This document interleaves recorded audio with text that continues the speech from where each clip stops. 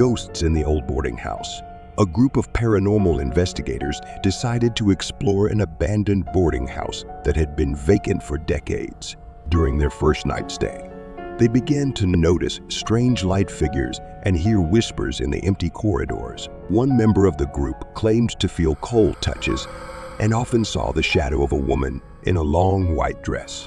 When they attempted to make contact with spirits, the room's temperature sharply dropped, and they heard an indistinct whisper warning them to leave the place. Shadow in the abandoned hospital.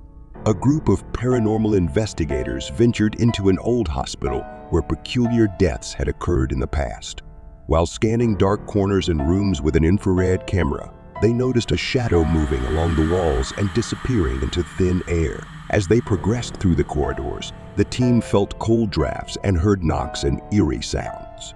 Conducting a session using light beacons, they received sequential flashes of light in response to their questions. Towards the end of the investigation, one team member claimed to feel touches and hear voices calling them by name. Mysterious light in the old house. A group of investigators decided to check out an abandoned house where mysterious lights were reported in its windows.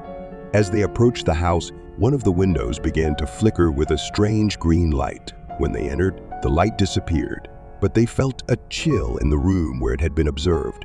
During a session using light devices, they recorded unusual energy flows and shadows moving around the room. Suddenly, they heard a creaking sound from the doors, and when they turned around, one of the doors opened and slammed shut on its own. This incident frightened the group, and they decided to leave the house, never finding out what was happening in that abandoned place.